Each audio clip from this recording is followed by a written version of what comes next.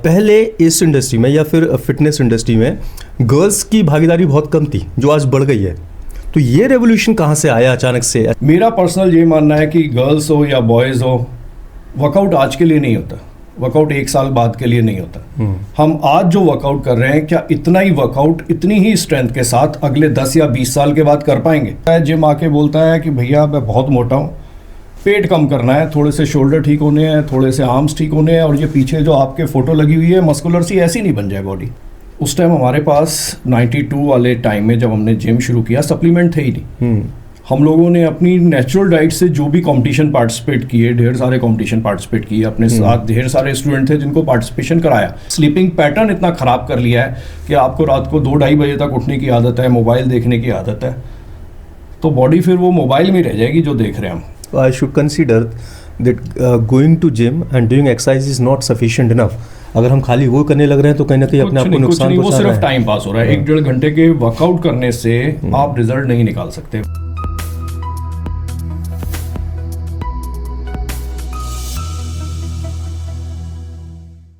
नमस्कार दोस्तों, this is Raju गुला शो, जहाँ पे हम आपके सामने लेकर आते हैं ऐसे एक्सपर्ट्स को जो आपको ज़िंदगी के बारे में सिखाते हैं, बहुत कुछ बताते हैं और आप भी उनसे बहुत कुछ सीखना चाहते हैं।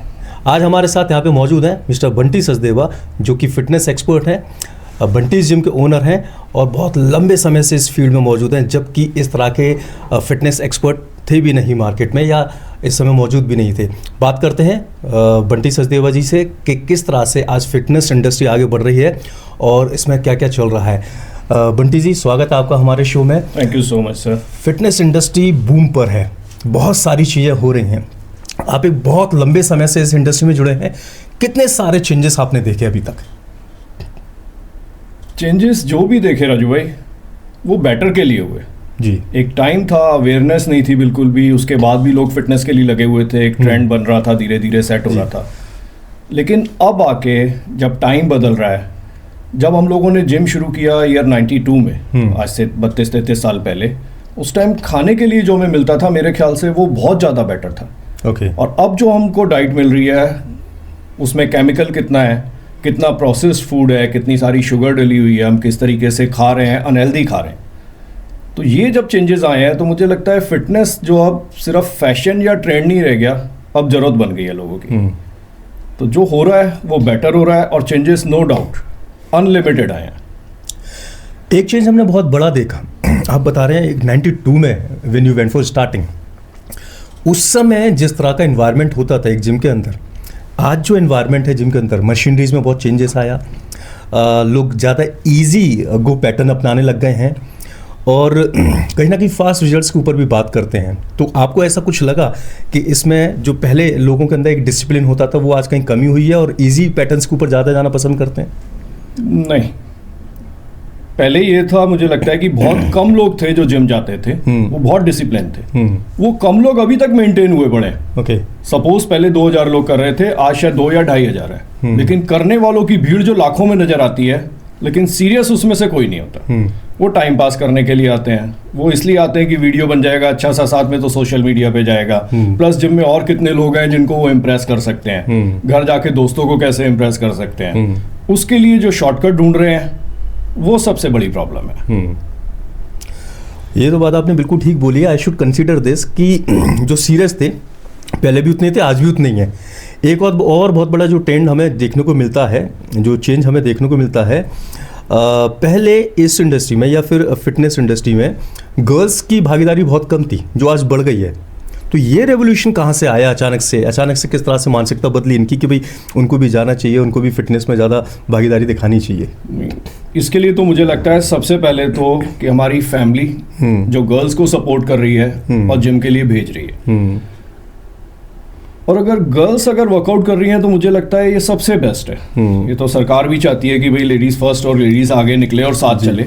जी। लेकिन इसके लिए एक जेन्युइन रीजन जो समझ में आता है कि अगर गर्ल्स वर्कआउट नहीं करती हैं, और आज के टाइम में जिस तरीके का जंक फूड हम लोगों को मिल रहा है, जिस तरीके का प्रोसेस फूड हमको मिल रहा है, तो कहीं ना कहीं इंटरनली प्रॉब्लम गर्ल्स को ज्यादा आ रही है। और वजह उसकी कि अगर आप और मैं, हम मेल हैं, हम वर्कआउट कर रहे हैं, हम सही खाना नहीं खा रहे, तो हमारे साथ फ्यूचर में जो वर्स्ट होने वाला है वो है कि हमें जॉइंट्स पेन आएंगे। ओके। लेकिन अगर कोई गर्ल्स, कोई लेडीज अगर वर्कआउट कर रही है, तो वो इंटरनली स्ट्रेंथन हो रही है। अगर वो वर्कआउट नहीं कर रही है तो उसकी बॉडी में इतने सारे एज के साथ हार्मोनल चेंजेस हैं कि उसको कहीं फ्यूचर में वो परेशान करते हैं।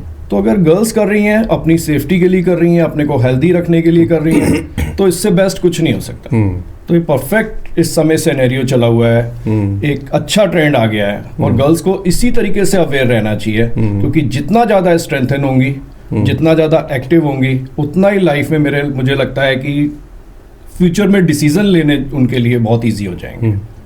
तो हम इसको ये ही कंसीडर कर रहे हैं, दैट इज गुड पॉइंट, ये अच्छी बात है कि अगर वो इसमें आ रहे हैं, बहुत बढ़िया बात है। लेकिन कई जगह इन चीज़ों को हमने क्रिटिसाइज भी होते हुए देखा है।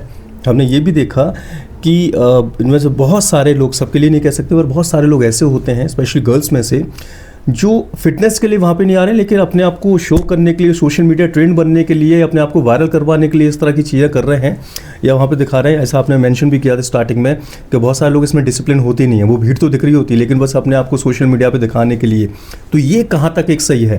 क्या माइंडसेट ये गलत नहीं जा रहा? नहीं, लेकिन ऐसे कितने % लोग हैं? अगर गर्ल्स की बात आप कर रहे हैं, पर्टिकुलरली हम गर्ल्स की बात कर रहे हैं जी, अगर उनको रिजल्ट चाहिए, उनको स्ट्रेंथ चाहिए, उनको आगे फ्यूचर में बीमारी नहीं चाहिए, तो कहीं ना कहीं घूम फिर के उनको सीरियस तो होना ही पड़ेगा। टाइम पास करके लाइफ नहीं निकलने वाली। तो डिपेंड करता है, सब आपकी अपनी अपनी डिसीजन है, अपनी अपनी सिचुएशन है, अपनी अपनी कंडीशन है कि कौन कितना सीरियसली ले रहा है अपने आप को। मेरा पर्सनल ये मानना है कि गर्ल्स हो या बॉयज़ हो, वर्कआउट आज के लिए नहीं होता, वर्कआउट 1 साल बाद के लिए नहीं होता। हम आज जो वर्कआउट कर रहे हैं, क्या इतना ही वर्कआउट इतनी ही स्ट्रेंथ के साथ अगले 10 या 20 साल के बाद कर पाएंगे? अगर इस माइंडसेट से लोग आ जाएंगे तो मेरे ख्याल से सब फिट हो जाएंगे, इशू नहीं है कहीं भी। अच्छा, बात माइंडसेट की हो रही है और मुझे लगता है कि जब लोग आपके पास आते होंगे तो जब आकर वो शुरुआती बातचीत होती है तो हर किसी का अपना एक अलग माइंडसेट होता होगा, वहाँ पर हर कोई एक अलग ही सोच के साथ आपके पास आता होगा। तो क्या क्या वो रीजंस होते हैं जिनको बताते हुए लोग आपके पास आते हैं कि भाई मुझे अपने आप को फिट दिखाना है, या फिर मुझे वो आजकल बड़ा ट्रेंड है 6 पैक एब्स बनाने हैं, या मुझे बॉडी में कुछ इश्यूज हो गए हैं उसको लेकर? तो क्या क्या वो रीजंस रहते हैं नॉर्मली जिनकी वजह से? मेरे ख्याल से 90% लोग इसीलिए आते हैं कि मोटा हो गया हूँ, पतला होना है। अच्छा, ये सबसे बड़ा ड्रॉबैक होता है। प्रॉब्लम कहाँ होती है इसके अंदर? वो ये भूल जाता है कि पिछले 5 या 10 साल के अंदर जो मैंने वेट बढ़ाया है, वो जिम पहुंच के ये उम्मीद करता है कि अगले 3 महीने में मैं ठीक हो जाऊं, और अपना पेशेंस वो 1 महीने बाद ही ड्रॉप कर देता है कि यार कुछ हो तो रहा नहीं है, इससे बेटर तो घर पे ही था सब। तो गड़बड़ यहाँ है। तो सबसे बड़ा इशू यही है। 80% 90% लोग इसीलिए आते हैं मोटे हो गए, पतला हो गए, मोटे हो गए और पतला होना है। ये बात नहीं समझ में आती। आप फिटनेस के लिए आओ, आप वर्कआउट करो और ज़्यादा स्ट्रेंथन हो जाओ और ज़्यादा एक्टिव हो जाओ लाइफ में। पता नहीं, मुझे लगता है कि वर्कआउट सिर्फ फिजिकल नहीं हो रहा, हम वर्कआउट कर रहे हैं तो हमारा माइंड उसके साथ कनेक्ट हो रहा है। हमारा माइंड टू बॉडी जो रिलेशन बन रहा है वो हमको आगे डिसीजन मेकिंग में बड़े फायदे देता है। आप जो स्टडी का इतना बड़ा एम्पायर चला रहे हो, जो आप लोगों के लिए कर रहे हो, इतना बेस्ट पे जा रहे हो, अगर कोई लड़की या लड़का, आपका कोई स्टूडेंट है यहाँ पर और वो फिजिकली फिट है, तो आप ये बात हमेशा नोट करना कि उसकी डिसीजन मेकिंग पावर जो होती है वो और लोगों से ज़्यादा बेटर होती है। True, very true. तो थोड़ा सा अगर बच्चे या कोई भी यंग इस तरीके से सोचेगा तो वो ज़्यादा बेटर होगा। तो फिटनेस को आज के लिए मत सोचो, आगे हमने जो अचीव करना है, हम आज फिटनेस कर रहे हैं और 4 साल के बाद, 5 साल के बाद उस जगह पहुंचना है, तो उसके लिए फिटनेस जर्नी जरूरी है। क्योंकि घर जाके हम हेल्दी नहीं खा पा रहे, तो बॉडी को हेल्दी रखना ही पड़ेगा। Again we would love to make it more clear, इसी बात को थोड़ा सा और क्लियर करते हैं और एलेबोरेट करते हैं कि अक्सर जब लोग एक्सरसाइज करने जाते हैं तो कई बार माइंड में एक इस तरह की चीज़ रहती है कि भाई मुझे एक ये जो एक कोट है, मुझे बॉडी बनानी है, मुझे अपने आप को बहुत ज़्यादा लाइक फिशेस दिखानी है, सारे अपनी बॉडी को बहुत ही ज़्यादा मस्कुलर दिखाना है, तो लोग बनाने के लिए जाते हैं। जबकि मुझे लगता है कि एक्सरसाइज या फिटनेस के ऊपर जो आप वर्क कर रहे हैं, that should be the ritual of the life. वो एक पार्ट होना चाहिए लाइफ का। वो ऐसा नहीं है कि भाई मैंने एक बार ब्रेकफास्ट कर लिया तो एक बार की बात हो गई, वो तो भी लाइफ का पार्ट है और आपको उसको चलते देना चाहिए। तो आपके पास जब लोग आते हैं तो कितने लोग ऐसे होते हैं जो इस चीज़ के साथ आते हैं कि भाई मुझे अपनी बॉडी बनानी है, और कितने लोग भाई मुझे अब इसको लाइफ का पार्ट बनाते हुए लेके चलना है? नहीं, ज़्यादातर लोग बॉडी बनाने ही आते हैं। हाँ। लेकिन होता क्या है कि उस डिसिप्लिन में रहने की जब आदत पड़ जाती है, वो अच्छा लगने लग जाता है, अपनी बॉडी में जो चेंजेस दिखने लग जाते हैं। आप जिम आते हो, आप किसी भी तरीके से वर्कआउट करो, अगर आप अपनी नींद पूरी कर रहे हो, आप डाइट अच्छी ले रहे हो, आप रेगुलर जिम आ रहे हो, आपके वर्कआउट में, आपके शेड्यूल में कंसिस्टेंसी है, तो रिजल्ट आएगा। बॉडी में चेंजेस आएंगे, ना चाहते हुए भी आएंगे।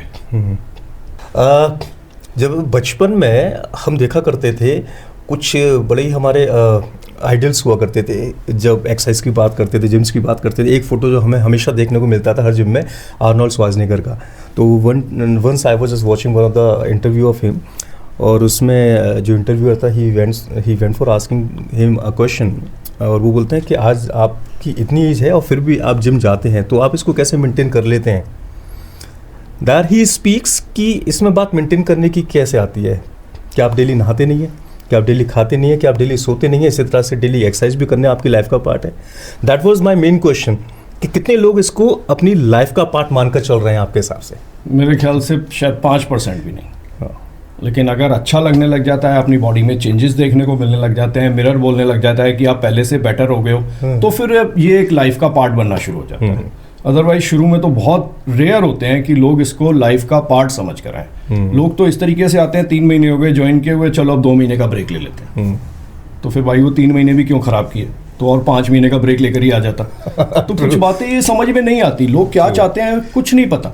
लोगों को जल्दी चाहिए सब कुछ, लेकिन सबसे बड़ी बात है कि शॉर्टकट में चाहिए। उनके पास टाइम नहीं है, उनके पास पेशेंस नहीं है। जहाँ किसी के पास फैट है, आप बोलो बॉस की 1-2 साल लगने वाले हैं तेरे को पतले होने में, वो वहीं छोड़ देता है, वो आता ही नहीं है। या फिर इतना मिसकंसेप्शन है, उसको इतना कंफ्यूजन होता है, जिम आके बोलता है कि भैया मैं बहुत मोटा हूँ, पेट कम करना है, थोड़े से शोल्डर ठीक होने हैं, थोड़े से आर्म्स ठीक होने हैं, और ये पीछे जो आपके फोटो लगी हुई है मस्कुलर सी, ऐसी नहीं बन जाए बॉडी।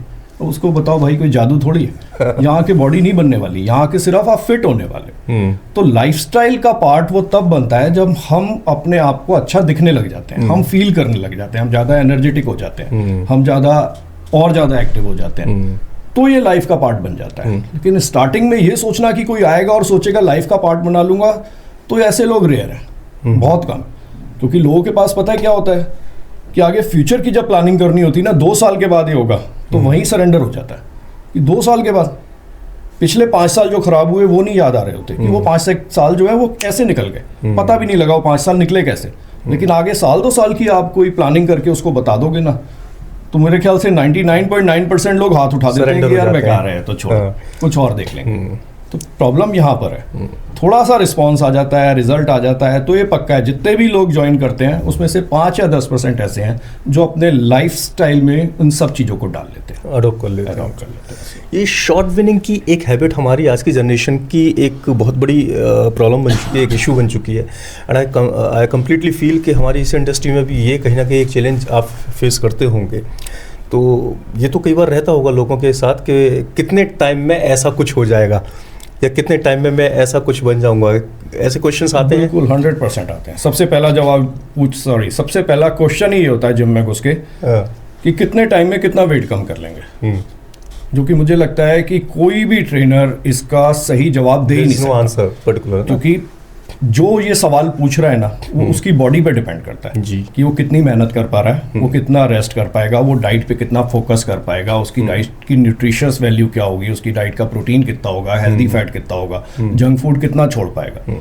तो जो भी रीजन है, जो भी रिजल्ट आना है जिम आके, उसका रीजन वो खुद पर्सन है जो पूछ रहा है। तो जिम ट्रेनर अगर ये ज्ञान दे रहा है कि मैं 3 महीने में ऐसा कर दूंगा और वैसा कर दूंगा, या तो वो अननेचुरल तरीके से कराएगा, उसको स्टेरॉइड पेल देगा या ढेर सारे फैट बर्नर लगा देगा।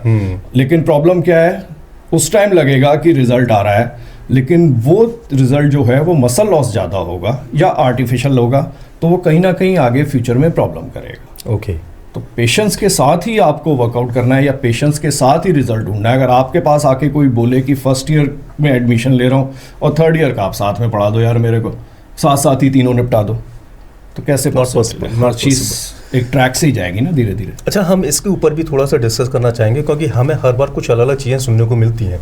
जब हम बात करते हैं, बहुत सारे आजकल सप्लीमेंट्स आने लग गए हैं, तरह तरह के प्रोडक्ट्स मार्केट में मौजूद हैं। आई डू नॉट नो कि उनको किन किन नामों से जाना जाता है, लेकिन हमें अलग अलग चीज़ें सुनने को मिलती हैं। फर्स्ट, कई बार ये सुनने को मिलता है जब कॉमन लोग आपस में बात करते हैं कि भाई अगर तू इस तरह से इनको लेगा तो वो जल्दी बन जाएगा, लेकिन जल्दी ख़राब भी हो जाएगा, इसके साइड इफ़ेक्ट देखने को मिलेंगे। कई बार बहुत सारे जिम्स में बहुत सारे ट्रेनर्स ही इन्हीं को सजेस्ट करते हैं, नहीं भाई आपको लेना चाहिए। तो हकीकत क्या है जो कॉमन लोग आपस में बात कर रहे हैं कि इनके साइड इफेक्ट हो जाएंगे, कुछ प्रॉब्लम हो जाएगी, या ट्रेनर्स सजेस्ट कर रहे हैं कि आपको लेना चाहिए और ये सही है, हकीकत क्या है फिर इनकी? ये डिपेंड करता है आप ले क्या रहे हो। अगर आप बहुत जल्दी में हो, बहुत शॉर्टकट में हो, जो आजकल बहुत ज़्यादा चल गया है, आप सोशल मीडिया पे जाओगे तो बहुत सारे ट्रेनर जो हैं वो यही समझाएंगे कि इंजेक्शन किस टाइम लगाना है, खुल के बात करते हैं, डरता ही नहीं है कोई। स्टेरॉइड दे रहा है अगर आपको और आप विलिंगली स्टेरॉइड ले रहे हो तो उसके साइड इफेक्ट आपको झेलने ही पड़ेंगे। उससे प्रॉब्लम आएगी आएगी। अब वो डिपेंड करता है कि वो पर्सन जिसको जल्दी है बॉडी बनाने की वो कितने जेन्युइन पर्सन के सामने बैठा हुआ है। उस पर्सन की नज़र, उस ट्रेनर की नज़र उसकी बॉडी पर है या उसकी पॉकेट पर है कि इससे कितने पैसे मुझे निकलवाने हैं। तो प्रॉब्लम यहाँ आती है। लेकिन अगर हम जेन्युइन सप्लीमेंट ले रहे हैं, सपोज हम वे प्रोटीन ले रहे हैं, लोग उससे भी डरते हैं। अगर आप किसी बच्चे को ये सजेस्ट कर दो कि भाई डाइट में तेरे प्रोटीन पूरा नहीं हो पा रहा है, तू ओवर बिजी है, तो एक काम कर वे प्रोटीन ले, दूसरे दिन ही पेरेंट्स का फोन आ जाता है, सर आप प्रोटीन मत बताओ इसको, कुछ भी आर्टिफिशियल मत दो, हम नेचुरल देना चाहते हैं। और ये वही पेरेंट्स होते हैं जब वो बच्चा 3-4 साल का तो बॉर्नवीटा बूस्ट खिला के और पानी उसमें दूध में घोल के उसको बड़ा किया होता है। तब नहीं ध्यान देते कि वो भी सप्लीमेंट है। आप डॉक्टर के पास आज बीमार होकर जाते हो तो डॉक्टर जो मेडिसिन लिखता है ना, किसी भी तरीके की एंटीबायोटिक देगा या आपको पेन किलर देगा या आपको कुछ भी देगा, वो भी तो सप्लीमेंट है। तो आप सप्लीमेंट से बच कब रहे हो? अगर आप जेन्युइन कुछ लेते हो, अगर आप उस बॉर्नवीटा और बूस्ट का एडवांस वर्जन आपको मिलता है और वो सेफ है, तो लेने में तो कोई बुराई नहीं है। अगर आप अपनी नेचुरल डाइट से हर चीज़ अपनी बॉडी की रिक्वायरमेंट के अकॉर्डिंग कंप्लीट करते हो तो फिर किसी भी सप्लीमेंट की तरफ आपको जाना ही नहीं चाहिए। आपको इस बातों में आना ही नहीं चाहिए, क्योंकि ट्रेनर का ये है, नो डाउट कि ट्रेनर का जॉब सबसे अच्छा जॉब है, सबसे रेस्पेक्टफुल जॉब है। लेकिन कुछ लोग ऐसे हैं जो हर ट्रेंड में होते हैं, उसमें गलत नहीं है कि पैसा दिमाग में रहता है, ये नहीं रहता कि उसके बाद उसकी इमेज क्या होगी। बाद में लोग गालियां देंगे, कोई बात नहीं, लेकिन वो सिर्फ उसको गाली नहीं होती, वो हर ट्रेनर को गाली होती है। तो बस प्रॉब्लम यहाँ है कि सामने वाला आपको कितना बेवकूफ़ समझ रहा है, वो ये क्या समझ रहा है कि आपसे कितना निकलवा लेगा, आपको रिजल्ट क्या देगा और जेन्युइन रिजल्ट क्या देगा। लोग इसको नहीं सोचते, वो ब्रांड के पीछे भागते हैं, वो ट्रेनर के पीछे भागते हैं। वो ट्रेनर की बॉडी बहुत अच्छी है, वो सही करा देगा। उसकी बॉडी अगर वो इंजेक्शन लगा के बनी है या उसकी बॉडी में इतने सारे सप्लीमेंट चले गए हैं और वो आपकी बॉडी झेलेगी नहीं झेलेगी, वो ट्रेनर है, वो डॉक्टर नहीं है। वो आपको कितना सही एडवाइस कर पा रहा है। अगर आपको आधी रात को कोई प्रॉब्लम हो गई तो क्या उस समय वो ट्रेनर आके आपका ट्रीटमेंट करेगा? तो प्रॉब्लम यहाँ है सब। तो कहीं इसके पीछे क्या लोग भी खुद जिम्मेदार नहीं है? आजकल वो खुद फास्ट विनिंग की तरफ जाते हैं, वो शॉर्ट रिजल्ट्स की तरफ जाते हैं, और मुझे ऐसा लगता है कि शायद उनकी तरफ से खुद इस चीज़ के लिए कई बार इंसिस्ट किया जाता है कि भाई हमें कुछ सप्लीमेंट्स ऐसे बताइए जिससे हम फास्ट कर सकें। ऐसा आपके साथ भी शायद हुआ होगा। इसमें होता है, नो डाउट। इसमें मुझे लगता है कि 50-50% का रेशो है।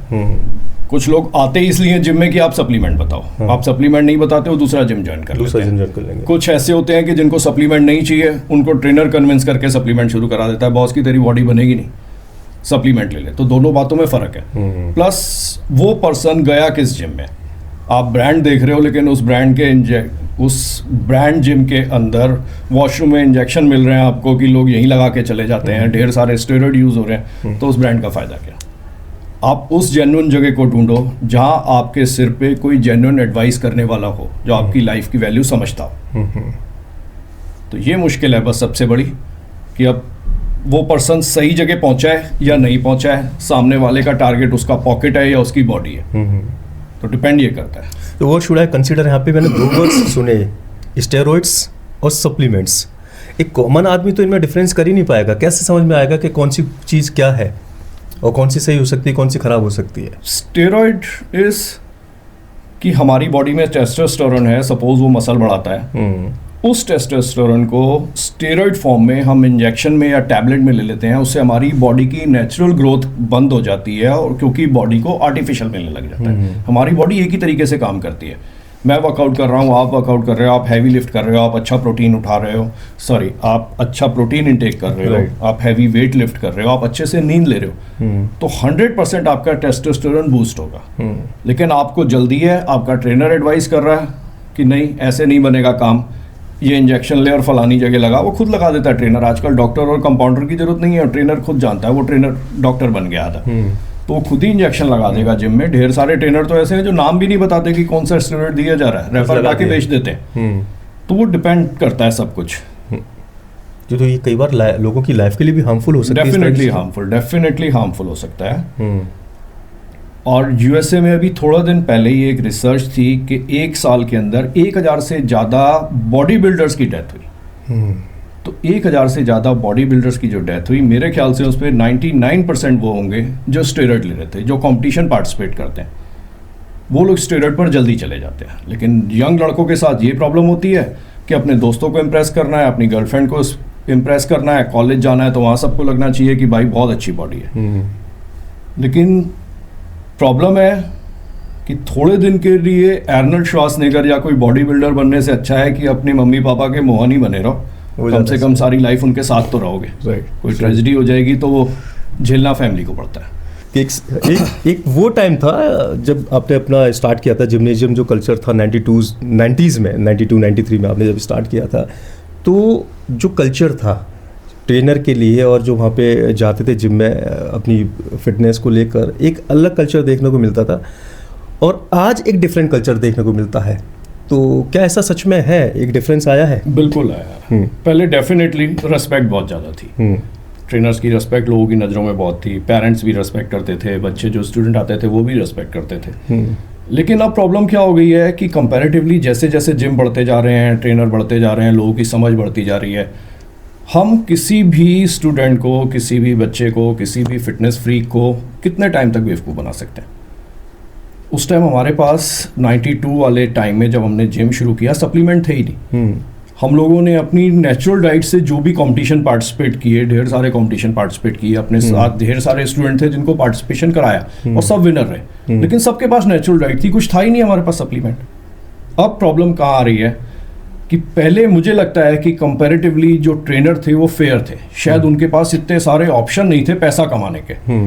अब सप्लीमेंट की इंडस्ट्री इतनी बड़ी खड़ी हो गई है पीछे, जो ट्रेनर को सामने दिखाती है बॉस की ये वाला डिब्बा बेचो 60%, ये वाला डिब्बा बेचो तो 40%। इतना कमीशन रहता है? कमीशन रहता है, डिपेंड करता है। अगर कंपनी जेन्युइन है तो 20 से 30% का कमीशन, कंपनी एवरेज है तो 40-50% का कमीशन, कंपनी ऐसे ही है कि ठीक है बड़ा सा डिब्बा है और आप अपनी शक्ल पे उसको बेच रहे हो तो 60-70% का प्रॉफिट। तो उसी को सेल करने की कोशिश करेंगे, तो उसी को सेल करने की कोशिश करेगा। फिर इंटरनेट एक ऐसी चीज़ है कि जो लड़का, जो बच्चा, जो स्टूडेंट आज वो सप्लीमेंट खा रहा है, उसकी नज़रों में उसका ट्रेनर बेस्ट है। उसको लगता है कि इससे अच्छा कोई नहीं है। लेकिन जब उसको समझ में आता है 3 महीने 4 महीने के बाद इंटरनेट के थ्रू, अपने दोस्तों के थ्रू, कि ये गलत हो रहा था, तो वही बाहर खड़ा होकर गालियां दे रहा होता है कि मुझे बेवकूफ़ बनाया। तो इसलिए रिस्पेक्ट कम हो रही है। और वो बाहर खड़ा होकर जो गालियां दे रहा है ना, वो एक ट्रेनर को नहीं दे रहा है। वो 2 बार इस तरीके से धोखा खाएगा ना, उसकी नज़रों में 50 ट्रेनर खराब हो जाएंगे। हर जगह खराब हो जाएगा कि सब बेवकूफ़ बनाते हैं। पूरी इंडस्ट्री को बोलता है बस। तो सिर्फ इतना सा फ़र्क है कि अब जो रिस्पेक्ट नहीं मिल रही है, मुझे लगता है उसके पीछे जिम्मेदार भी हम लोग हैं। हम ट्रेनर हैं। क्योंकि हम लोग आजकल अगेन वही बात जो मैं अभी थोड़ी देर पहले भी आपको बोली कि हमारी नज़र उसकी बॉडी पे कम होती है कि इसमें क्या चेंजेस आएंगे, हमारी नज़र उसकी पॉकेट पे ज़्यादा होती है कि ये मुझे पर मंथ कितना देगा और इसके अलावा 10 लोगों से और मुझे किस तरीके से निकलवाना है। प्रॉब्लम यहाँ है। तो रेस्पेक्ट की उम्मीद अगर हम बेवकूफ़ बना रहे हैं तो फिर नहीं करनी चाहिए, नहीं कर सकते, नहीं करनी चाहिए। क्या एक्सरसाइज पैटर्न्स में भी अंतर आया है? पहले हम जो देखते थे वो कुछ अलग तरह की एक्सरसाइज होती थी, अब कुछ अलग तरह की एक्सरसाइज होती हैं, या फिर अलग अलग काम के लिए अलग अलग एक्सरसाइज होने लग गई हैं? नहीं, एक्सरसाइज के पैटर्न में फ़र्क नहीं आया। अब ज़्यादा बेटर हो गया सब कुछ। अब ज़्यादा बेटर हो गया। पहले फ्री वेट था हमारे पास, हम फ्री वेट से करते थे। आप बार में वेट भरते थे, ढेर सारा वेट उठाते थे, हर कोई नहीं उठा पाता था, किसी को इंजरी होती थी। अब मशीन्स आ गई हैं उसकी जगह, तो कंपैरेटिवली हम सेफ हो गए।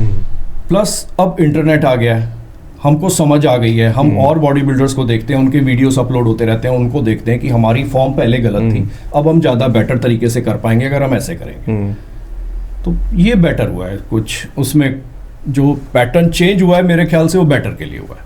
पहले हमें जिम्स में ज़्यादातर कार्डियक सेक्शन नहीं दिखाई पड़ता था, ट्रेडमिल हुए, इस तरह की और भी बहुत सारी मशीन हो गई, वो नहीं देखने को मिलती थी। लेकिन अब उनके बिना कोई जिम हम सोच ही नहीं सकते उसके बारे में। तो ये क्या इसकी ज़रूरत थी, पहले भी थी, या अभी महसूस हुई है? नहीं, इसकी ज़रूरत अब महसूस हुई क्योंकि अब जिम फैंसी खुल गए, बहुत बड़े बड़े जिम खुल गए। अंदर घुसते ही जो इम्पैक्ट आता है वो बड़ा सुंदर सा आना चाहिए, तो मशीन्स होनी चाहिए। प्लस आज से 35 साल पहले जो वर्कआउट करता था, उसकी फिजिकल एक्टिविटी, उसकी फिजिकल लेबर आज के टाइम में 100 टाइम ज़्यादा थी। वो कहीं घर से बाहर निकलता था अपने ऑफिस के लिए या सामान लेने के लिए, पैदल जाता था। कुछ लोग साइकिल पे चलते थे। आज वो घर से बाहर निकलता है, बिल्कुल 2 घर छोड़कर किसी दुकान पे जाने के लिए या किसी अपने दोस्त के घर जाने के लिए वो अपनी गाड़ी लेके निकलता है, वो पैदल नहीं चलता। तो जब फिजिकल लेबर कम हो गई है तो इस तरीके की चीज़ें अगर जिम में नहीं होंगी तो वो करेगा क्या?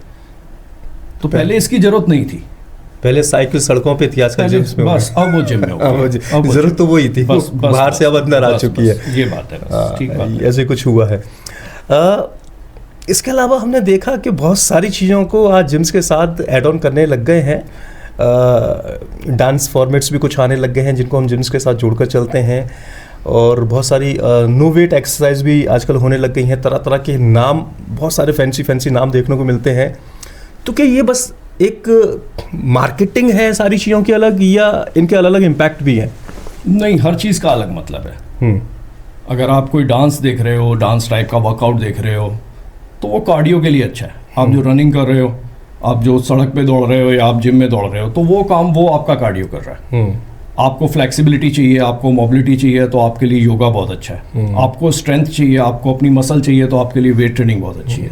तो हर चीज़ की अपनी एक अलग वैल्यू है। तो आप किसी को किसी से कंपेयर नहीं कर सकते। हर चीज़ ज़रूरी है बॉडी के लिए, तो सब चीज़ें मैनेजेबल होनी चाहिए। लेकिन अगेन वही बात है कि सिर्फ कार्डियो, दौड़ता रहूँगा, रनिंग करता रहूँगा, डांस रोज़ रोज़ करता रहूँगा, तो फ्यूचर में ढेर सारी प्रॉब्लम आने ही वाली है उस पर्सन को, क्योंकि वो मसल पे वर्क नहीं कर रहा है अपनी। जब तक हमारी मसल स्ट्रेंथन नहीं होगी तो आगे फ्यूचर में हमारी बॉडी इस पर रिस्पॉन्ड करेगी। हम इंटरनली स्ट्रेंथन नहीं हो पाएंगे। गर्ल्स के साथ इतने सारे हार्मोनल चेंजेस के इशू हैं, वो सब प्रॉब्लम करेंगे। और बॉयज़ के साथ है कि जॉइंट्स पेन बड़ी जल्दी आना शुरू हो जाएंगे। तो मुझे लगता है कि बैलेंस करके सब चलना चाहिए।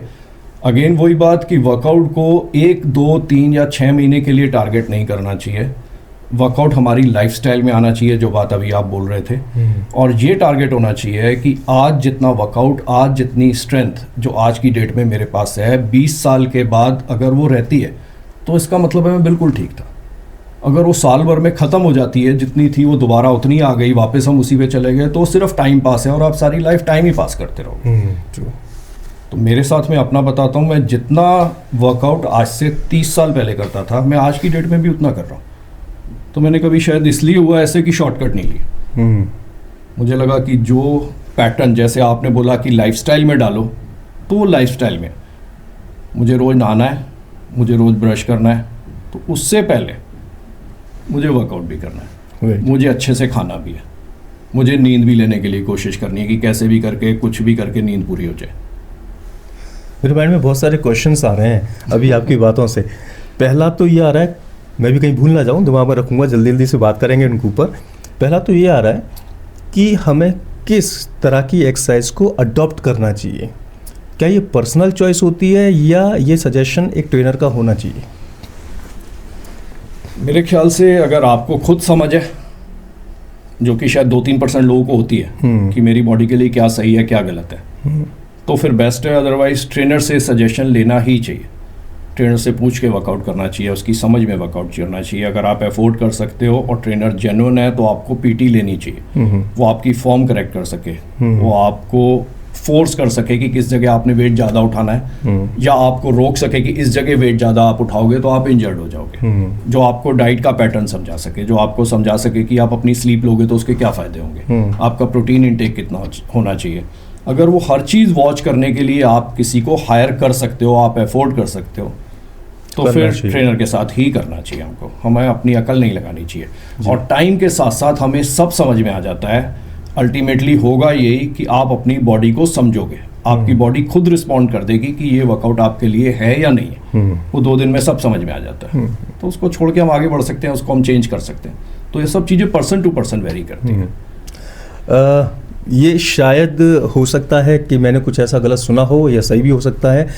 कई बार बताया जाता है कि द सेम एक्सरसाइजेज कुछ लोगों को सजेस्ट किया जाता है कि आप हैवी वेट के साथ करिए, कुछ लोगों को सजेस्ट करा जाता है कि आप रेपिटेशन ज़्यादा करिए पर लाइट वेट के साथ करिए।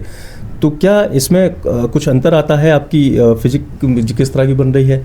नहीं, ऐसा नहीं है। अगर आपको मसल गेनिंग पे जाना है, आपको थोड़ा सा मसल जल्दी इंप्रूव करना है, और आपकी डाइट, अगेन बात वही है कि सिर्फ जिम जाके हैवी और लाइट करने से कुछ नहीं होगा। हम खा कैसे रहे हैं, हमारी डाइट की न्यूट्रिशियस वैल्यू क्या है, हम 7-8-9 घंटे की नींद पूरी कर रहे हैं कि नहीं कर रहे हैं, हमारा प्रोटीन इंटेक हमारे बॉडी वेट के अकॉर्डिंग चल रहा है कि नहीं चल रहा है, इसमें से कोई एक भी चीज़ मिसिंग है तो जिम में आके आप हैवी कर लो, जिम में आके आप लाइट कर लो, आपको रिजल्ट नहीं मिलना, या आपको जो रिजल्ट मिलना है वो 100% की जगह वो 50% मिलना है। तो सब चीज़ें एक कॉम्बिनेशन है ये। आप सिर्फ जिम आके 1 घंटा 1.5 घंटे में ये नहीं सोच सकते कि मैं अपना बेस्ट निकाल लूँ। बाकी के 22 या 23 घंटे आप कैसे रहते हो, आप किस तरह से खाते हो, आप किस तरीके से सोते हो, रिजल्ट वो देगा, ना कि वो 1-1.5-2 घंटे जो आपने जिम में निकाले हैं।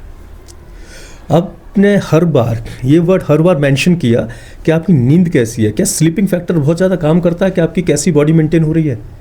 स्लीपिंग पैटर्न का ऐसा है राजू भैया कि जितनी भी हम दिन में फिजिकल लेबर कर रहे हैं, मेंटल लेबर कर रहे हैं, हम जिम जाके वर्कआउट कर रहे हैं, बहुत वर्कआउट किया, जिम जाके मसल बन नहीं रही है, जिम जाके मसल टूट रही है, हम मसल ब्रेक करते हैं वहाँ पे।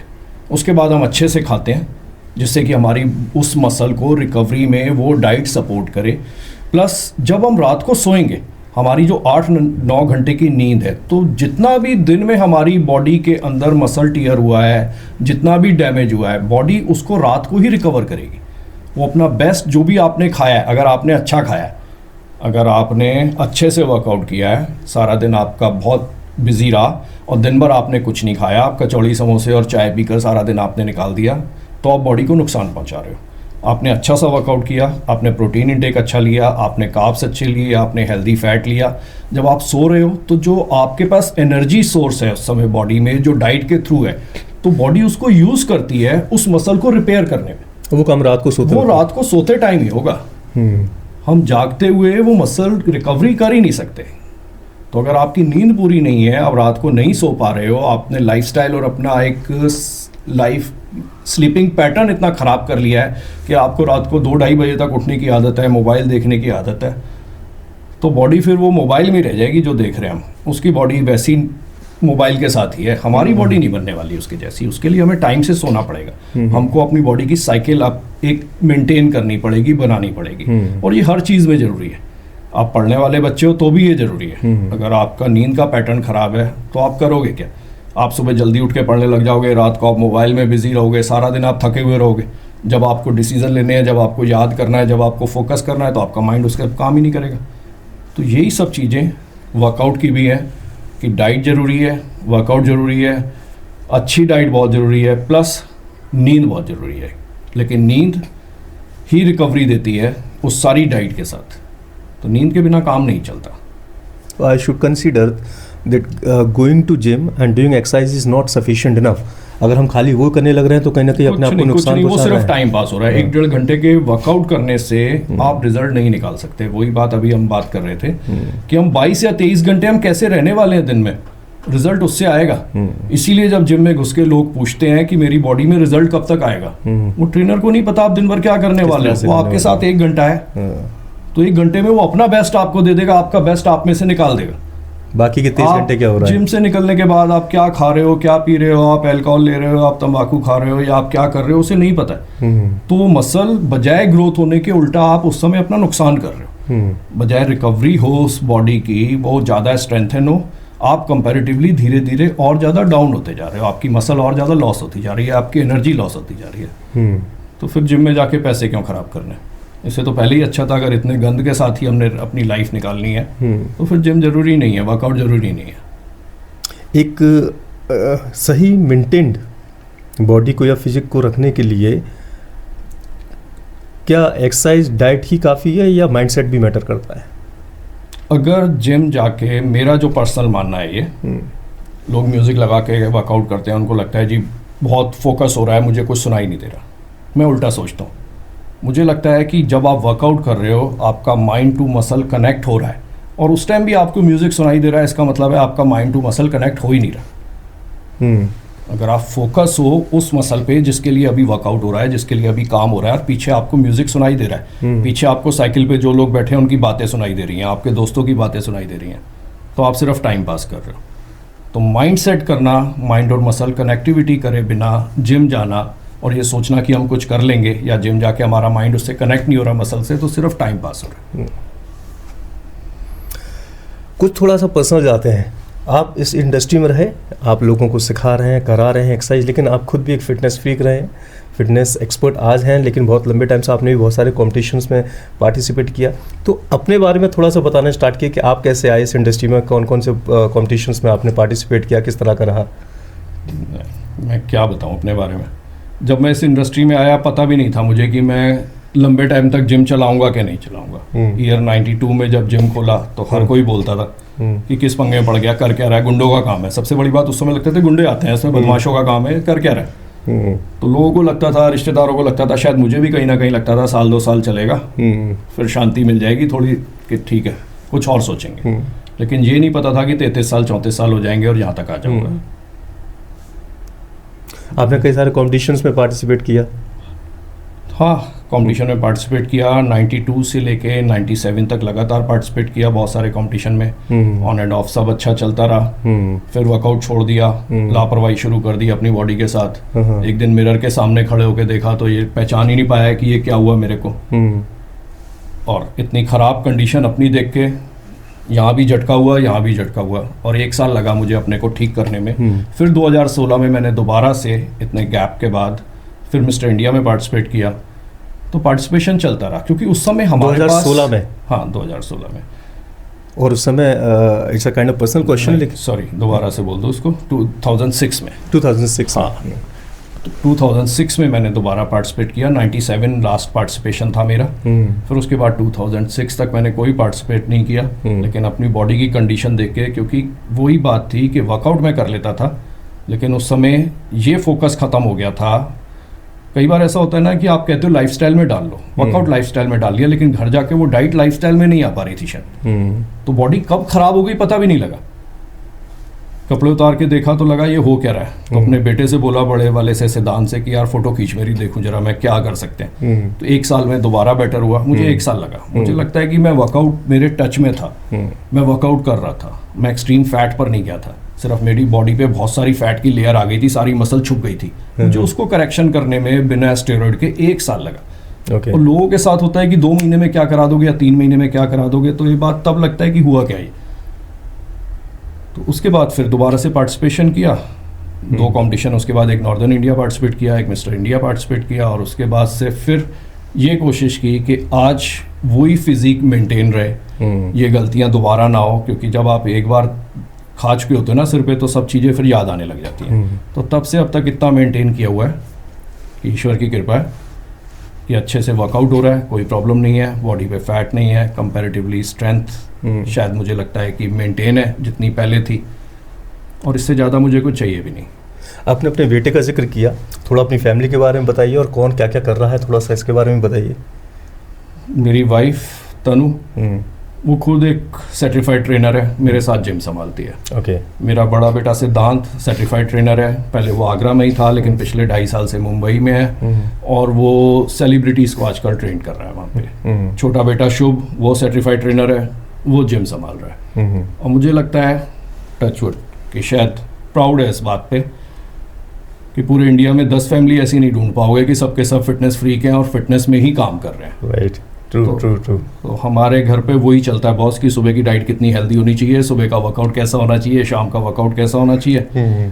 तो अब ये लाइफ का पैटर्न के साथ साथ ना फैमिली पैटर्न हो गया जी। आप इसको चेंज नहीं कर सकते, मेरे ख्याल से आप फंस गए उसके अंदर कि आपको फिट रहना ही पड़ेगा।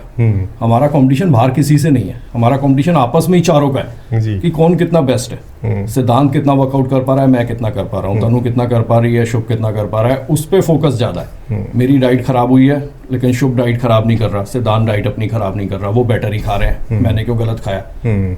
तो ये चीज़ें अपने आप के अंदर ही हमको संभालती रहती हैं, समझाती रहती हैं, सब ठीक करती रहती हैं।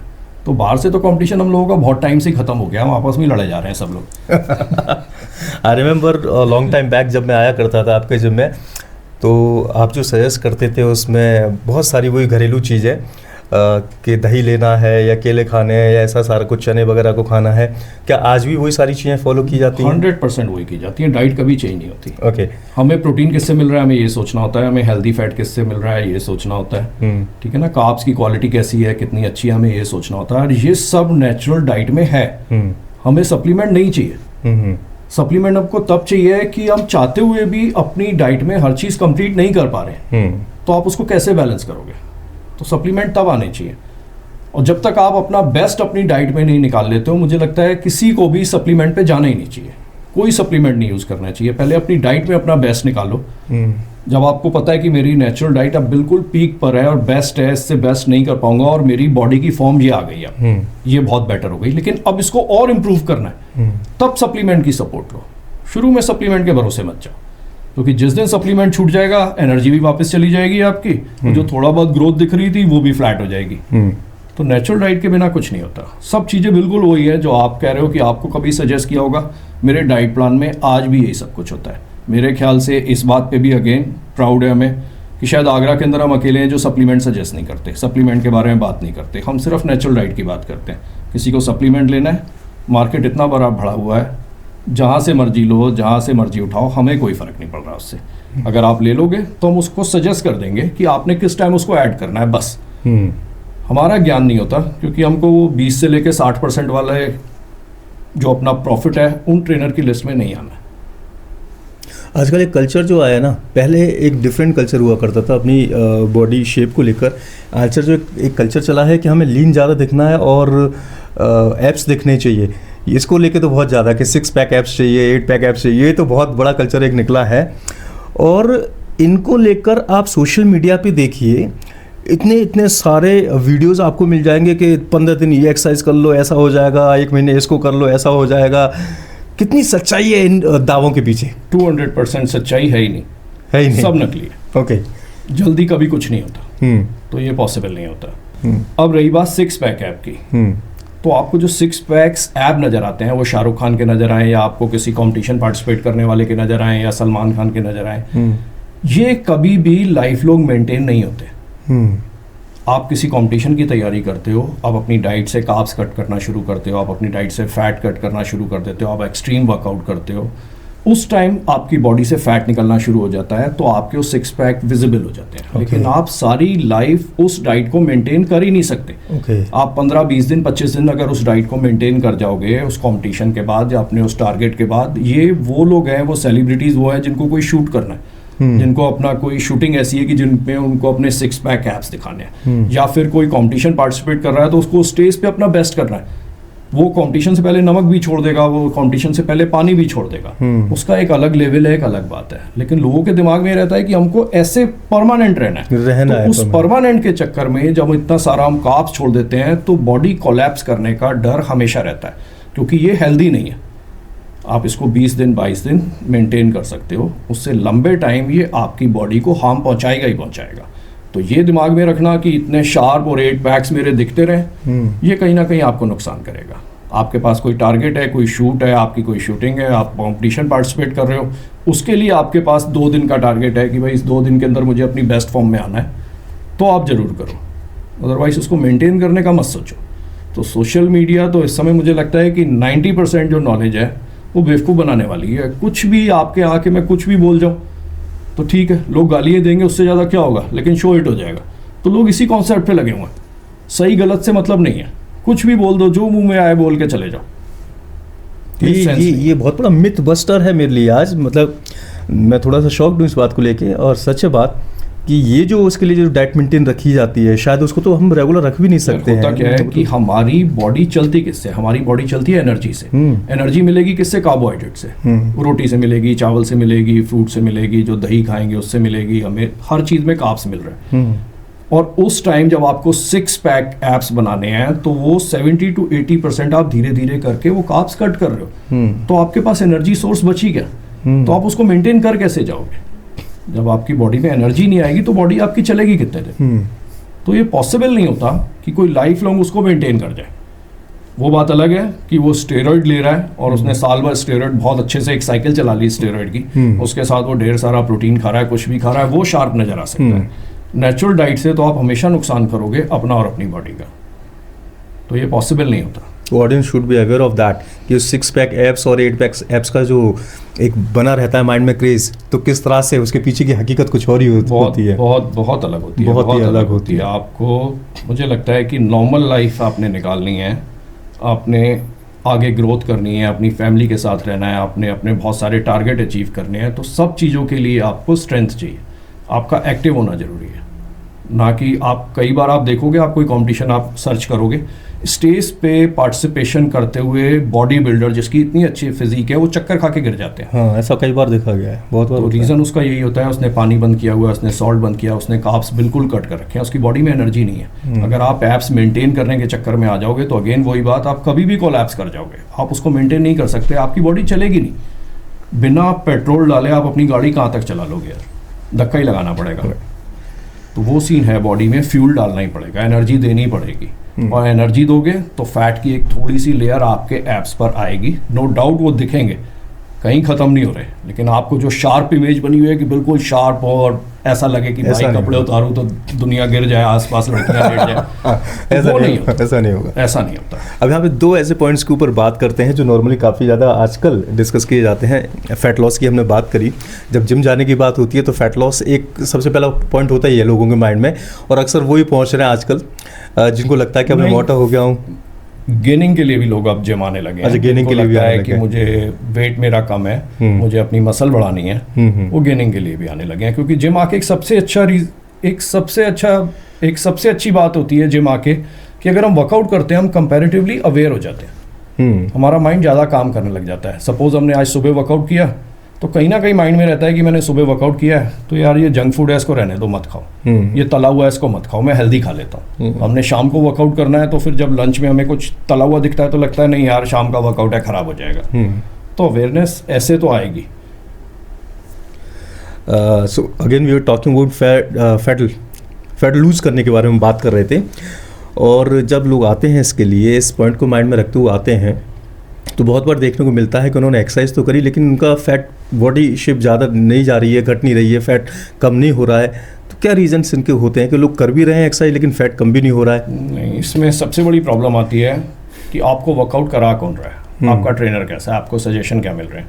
अगर आप रील देख कर आए हो या आपका ट्रेनर ऐसा है जो चाहता है बहुत टाइम पास होता रहे, तो आपको सिर्फ कार्डियो पे रखेगा, आप दौड़ते रहो, ढेर सारे बॉडी वेट वर्कआउट करते रहो, उछल कूद करते रहो। तो उसमें क्या है कि बॉडी फैट की जगह मसल लॉस करना शुरू कर देती है। आपको सबसे बड़ी बात एक ध्यान रखनी चाहिए कि मसल जो है वो हमारी बॉडी के अंदर कहते हैं ना कि एक इंजन की तरह काम करता है, जो 24 घंटे काम करता रहेगा वो इंजन। आप रनिंग कर रहे हो, आप दौड़ रहे हो, आप सड़क पे दौड़ रहे हो, आप जिम में रनिंग कर रहे हो, आप किसी तरह की फिजिकल एक्टिविटी कर रहे हो, आप डांस कर रहे हो, ठीक है, एनर्जी तब तक ही आपकी खर्च हो रही है जब तक आप वो वर्कआउट कर रहे हो। आप बैठोगे 15-20-25 मिनट के अंदर बॉडी नॉर्मलाइज हो जाएगी, उस समय आपकी कैलोरीज बर्न नहीं हो रही।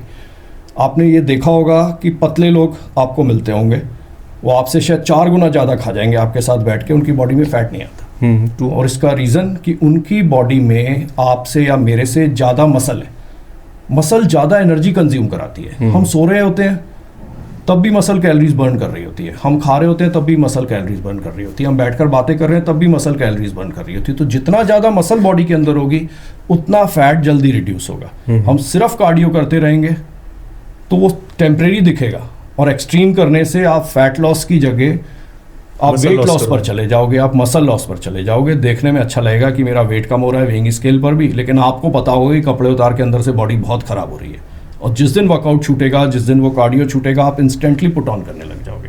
ओके, ऐसा होता है? 100% होता है। ऐसा होता है बहुत तेज़ी से, जब लोग एक्सरसाइज छोड़ते हैं। हाँ, बहुत तेज़ी से। इसका रीज़न एक्सरसाइज नहीं होता है, इसका रीज़न होता है कि आपका वो पैटर्न क्या था वर्कआउट के टाइम पे।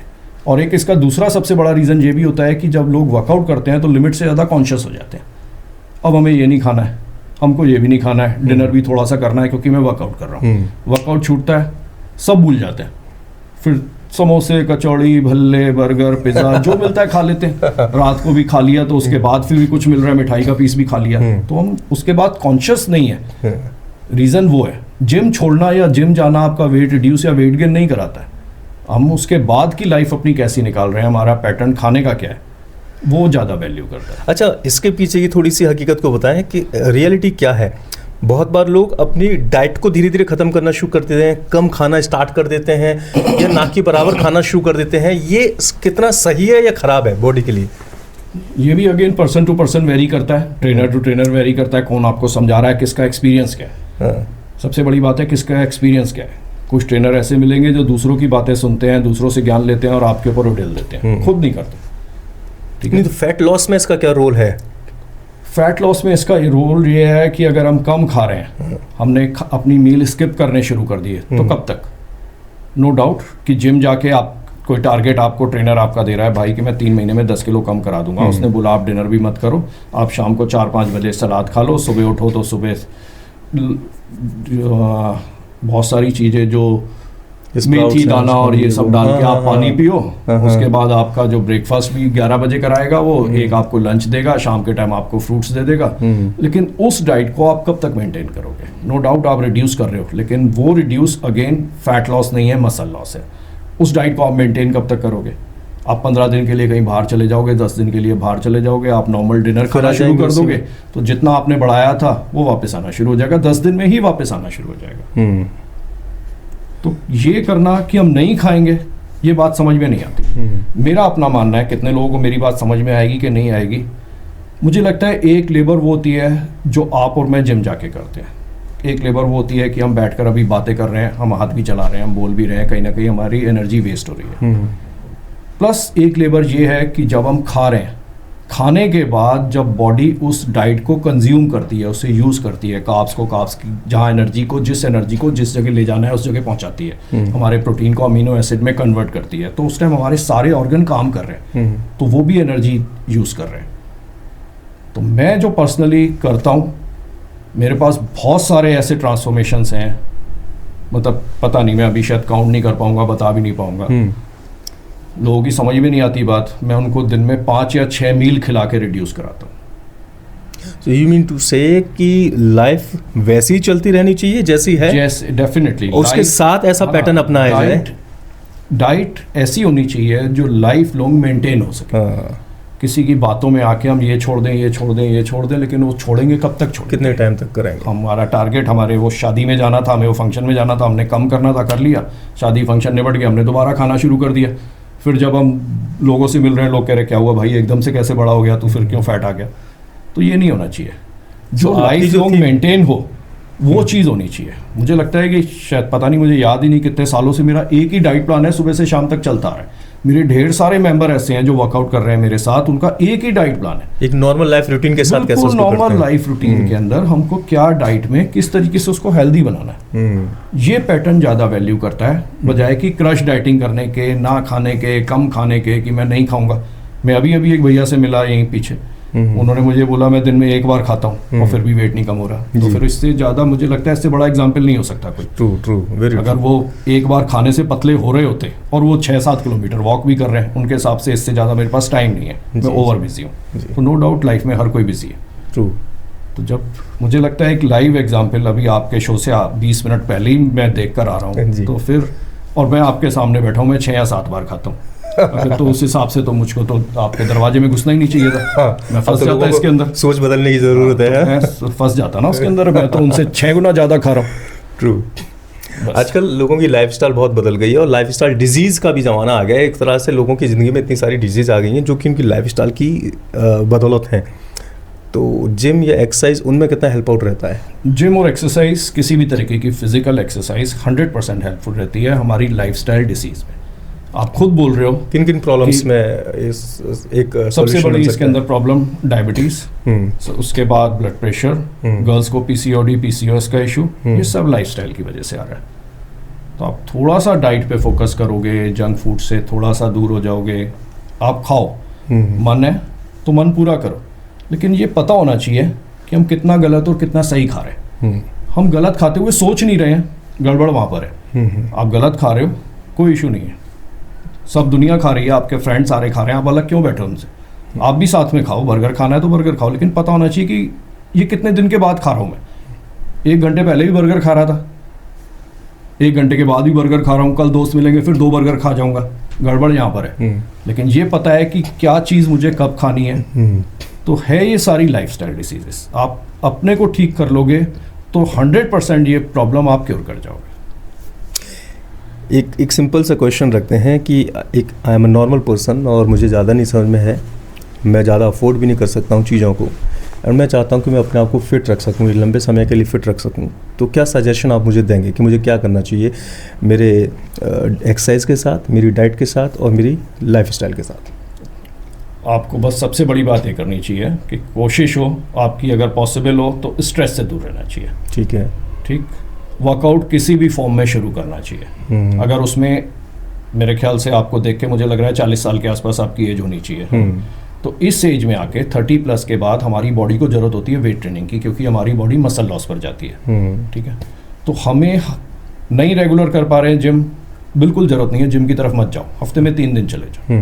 हमें वर्कआउट करना चाहिए, प्लस हमारा नॉर्मल जो फूड है हमको उसको टाइमली खाना चाहिए।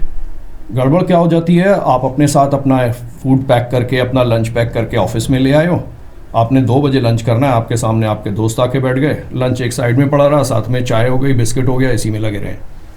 तो आपकी डाइट में एक टाइमिंग होनी चाहिए, एक शेड्यूल होना चाहिए, एक प्रॉपर रूटीन होना चाहिए। तो सब काम बनते हैं और हमारी नेचुरल डाइट से और घर की डाइट से।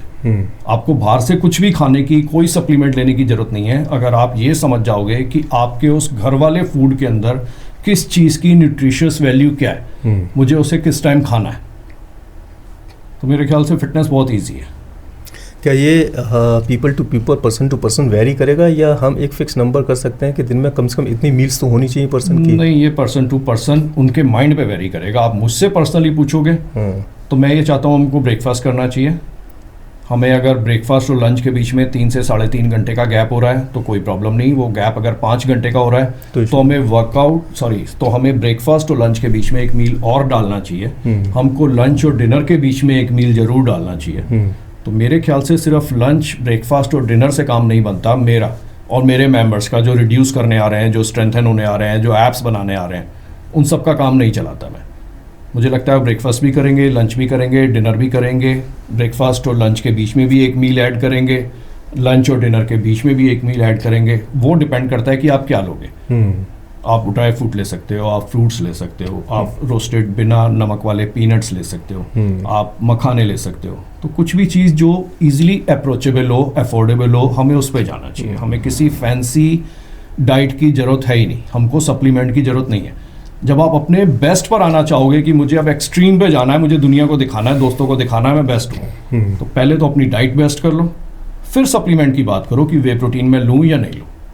उससे ज़्यादा किसी भी सप्लीमेंट की ज़रूरत नहीं है। और एक बात और कमाल की मैं बताता हूँ कि हमारे यहाँ लोग बहुत जल्दी बहुत सारा रिजल्ट निकालते हैं। ढेर सारे लोग जो ट्रांसफॉर्मेशन के लिए आते हैं कि मोटे थे और पतले हो गए, उनमें से आज तक किसी ने भी कोई सप्लीमेंट और फैट बर्नर यूज़ नहीं किया, कोई प्री वर्कआउट यूज़ नहीं किया। सब नेचुरल डाइट से अपना वेट रिड्यूस कर रहे हैं। तो सब कुछ ईजी है, सिर्फ समझने की ज़रूरत है, और आपके ट्रेनर को या जो आपको एडवाइस कर रहा है उससे समझने की ज़रूरत है कि आपको कितना बेवकूफ़ बनाना है, और कुछ नहीं है। ये मुझे लगता है फिटनेस सबसे सिंपल है, सबसे ईजी है।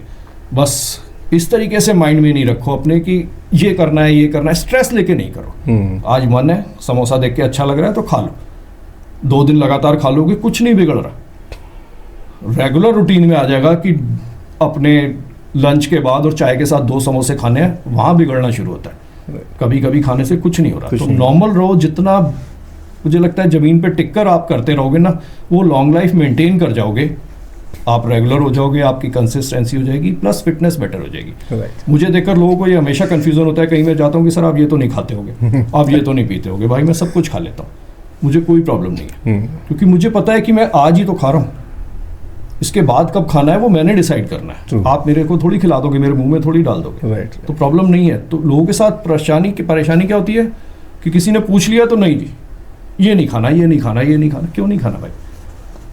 आपकी सोशल लाइफ है, आप दोस्तों के साथ रह रहे हो, आप आउटिंग पे जा रहे हो, खूब खाओ, लेकिन ये समझ कर खाओ कि कितना गलत और कितना सही है। तो फिटनेस बहुत ईजी है, बहुत ईजी है। अगर इतनी मुश्किल होती तो मैं पिछले 40 साल से उसको मेंटेन थोड़ी करता, मैं भी इतना बड़ा पेट निकाल के बैठा होता, या आप मुझे बुलाते ही नहीं यहाँ पे।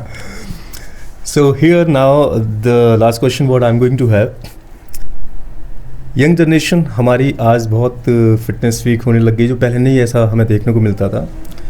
तो I will be keeping 2 things together. आज सोशल मीडिया का ज़माना है और फिटनेस के लिए भी बहुत ज़्यादा लोग जागरूक हुए हैं। इन दोनों चीज़ों के साथ क्या मैसेज देना चाहेंगे आप हमारी यंग जनरेशन को?